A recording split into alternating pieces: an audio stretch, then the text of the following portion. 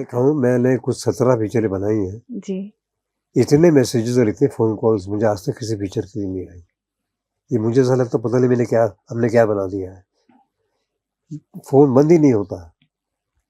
सुबह उठता हूँ तो कुछ 100 मैसेजेस हैं।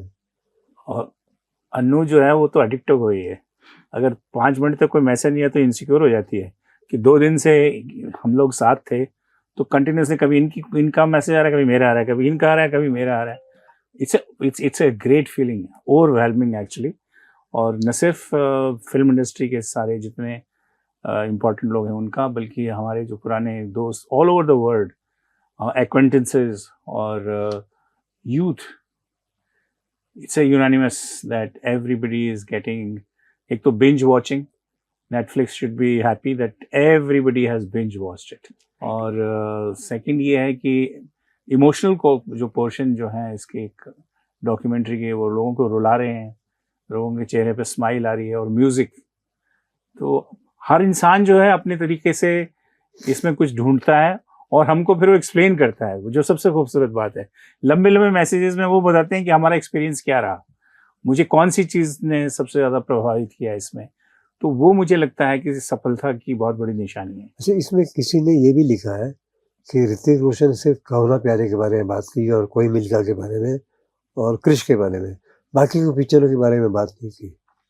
मुझे मैं ये बताना चाहता हूँ कि ये कहानी जो है, डॉक्यूमेंट्री है, ये 3 जनरेशन की है। ऋतिक की डॉक्यूमेंट्री जब बनेगी वो बाकी सब पिक्चरों की बात करेगा। मैं अपनी बात कर रहा हूँ कि मैंने कहो ना प्यारे बनाई है, मैंने कोई मिल गया बनाई है, मैंने क्रिश बनाई है।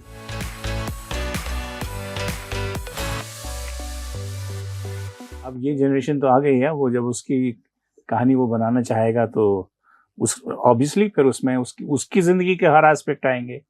वो एज ए फादर भी आएगा, एज हस्बैंड भी आएगा, एज एक्टर भी आएगा, और न जाने उस वक्त प्रोड्यूसर हो क्या हो, जो भी उसकी जर्नी होगी।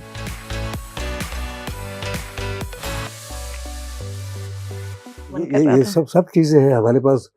200-300 घंटे की शूटिंग है, मगर हमें सिर्फ 4 एपिसोड में सब बताना था, तो बहुत सी चीज़ें रह गई हैं। तो हो सकता है कि कल हम और 2 एपिसोड बनाएं जिसमें ये सब बातें आ जाएं।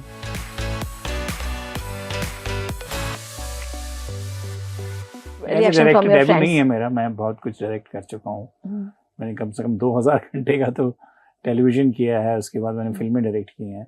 एनीवे, सो डॉक्यूमेंट्री में ये एक अटेम्प्ट है, तो बहुत खुशी है मुझे, मेरी फैमिली, मेरे दोस्त, और सबसे ज़्यादा खुशी ये है कि कोई पारिवारिक प्रोग्राम नहीं था, ये पब्लिक के लिए था।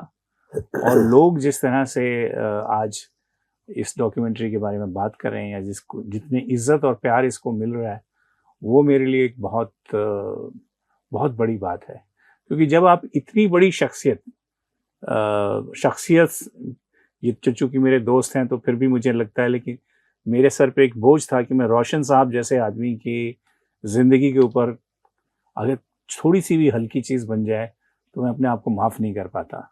मेरे लिए कहीं ये मेरे से किसी ने नहीं पूछा कि were you tense about, what is the one thing you are tense about. तो मैं कई बार से ये सोचता था, एडिट से जब आता था रास्ते में, मैं सोचता था कि यार गुड्डू जी शायद मुझे कुछ ना कहें अगर मैंने कुछ शर्मा शर्मी में, कि वो मेरे दोस्त हैं, लेकिन अगर मैंने कुछ हल्का काम किया ना तो मैं अपने आप को माफ़ नहीं कर पाऊँगा कि रोशन साहब जैसे आदमी की, जिसको मैं सोचता था कि मैंने हाईलाइट करना है, और वो कोई ऐसी ही बात हो जाती कि नॉर्मल सा था, हाँ ठीक था यार, शायद कुछ अच्छा होना चाहिए था, तो मेरे लिए आई थिंक मरने के समान था। तो मुझे बहुत खुशी है कि ये डॉक्यूमेंट्री दुनिया को पसंद आई है, फिल्म इंडस्ट्री के लोगों को पसंद आई है, म्यूज़िक लवर्स को पसंद आई है, और जितने भी लोग हमारे साथ एसोसिएटेड थे, they have just loved it. It's a overwhelming response.